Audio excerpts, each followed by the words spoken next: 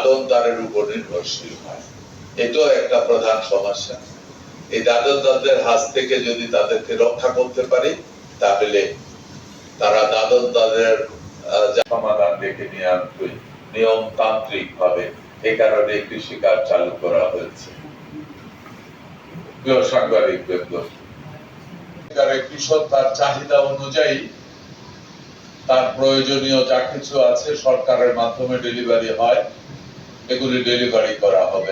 তারা রাউন্ড ইয়ার ভালো পয়সা করতে পারবে। আমি বিশ্বাস করি তারা অর্থনৈতিক ভাবে যদি স্বাবলম্বী করতে পারে তাদেরকে। এই সরকারের টার্গেট ইলিশ শুধু লোকাল মার্কেটে অ্যাভেলেবেল করা নয়, আন্তর্জাতিক বাজারেও ইলিশের চাহিদা বেড়েছে। অন্য অন্য সব জাতির লোকেরাও ইলিশ নিতে যাচ্ছে। যে মৎস্য উৎপাদন করবে সেও যেন নিশ্চিত হয় মার্কেটের চাহিদা কি, তার পোনা উৎপাদন, কোয়ালিটি পোনা উৎপাদনে যেন গভর্নমেন্ট সহযোগিতা করতে পারে, তাদের কোয়ালিটি কন্ট্রোলে যেন সরকার সহযোগিতা করতে পারে। প্রাণী সম্পদের বেলাও একই অবস্থা। আমরা যেন রোগ প্রতিরোধ ক্ষমতা বাড়িয়ে কৃষকদেরকে ক্ষতির হাত থেকে রক্ষা করতে পারি, ওইভাবে কৃষকদেরকেও আমরা ট্রেন্ড আপ করে এগিয়ে নিয়ে যাচ্ছি। আরো বড় ধরনের পরিকল্পনা আছে, আরো বেশি করে তাদেরকে প্রশিক্ষণ দেওয়া।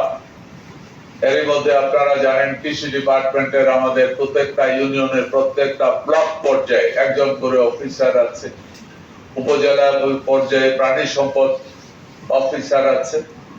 প্রয়োজনে যদি আমরা মনে করি প্রাণী সম্পদেও আমাদের আরো লোক বাড়াতে হবে, কৃষির মতো ইউনিয়ন পর্যায়ে আমরা প্রাণী সম্পদ অফিসার নিয়ে চলে যাব।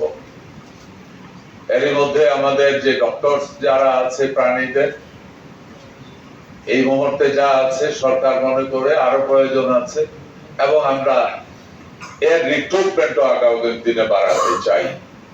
এক কথায় আবারও সেই কথায় ফিরে আসি, এই দেশ কৃষি নির্ভর দেশ।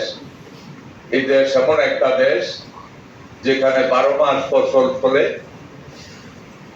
সুতরাং এদেশের কৃষক ক্ষতিগ্রস্ত হতে পারে না। এই সরকার মনে করে নিয়মতান্ত্রিক ভাবে সিস্টেমেটিক ওয়েতে যদি আমরা এগিয়ে যেতে পারি, কৃষকের অর্থনৈতিক ভাবে শক্তিশালী হবে। কৃষকের অর্থনীতি শক্তিশালী হলে দেশের অর্থনীতি শক্তিশালী হবে। আমরা গরিব নয়, আগামী দিনে ধনী হয়ে বেঁচে থাকতে চাই। আল্লাহদের অন্যভাবে অর্থ উপার্জনের কিছু ব্যবস্থা করা যায় কি, ওইটার ব্যাপারে আমরা চিন্তা ভাবনা করছি। আমরা প্রজেক্ট নিচ্ছি যাতে করে তারা ওই টাকাও ব্যাংকের আমরা ফিরিয়ে দিয়েছি। গত পরশু বোধহয় কৃষি ব্যাংকের যিনি চিফ আছেন ওনার সাথে আমার কথা হয়েছে, উনি এক পর্যায়ে বলল যে আমার টাকা। আমরা এই বছরে জুন জুলাই বাজেটের বছরের ভিতরে যে পরিমাণ খাল কাটার কথা ছিল, লোক এখানে আছে বলতে পারবে, আমরা বোধহয় প্রায় সম পরিমাণ খাল আমরা শেষ করে ফেলেছি। নির্বাচিত হলে আমরা জনগণের জন্য কি করব, কেন করব, এ ব্যাপারে নির্বাচনের আগে আমরা বিভিন্ন ধরনের সভা সমিতিতে 31 দফা আমরা প্রচারণা করেছি। এটার ভিতরে মেইনলি যা ছিল সেটা হলো এদেশের অর্থনীতিকে যুগ।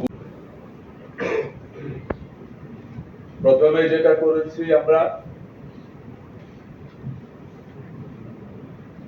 আমরা কৃষকদের, অনেক গরিব কৃষক ঋণে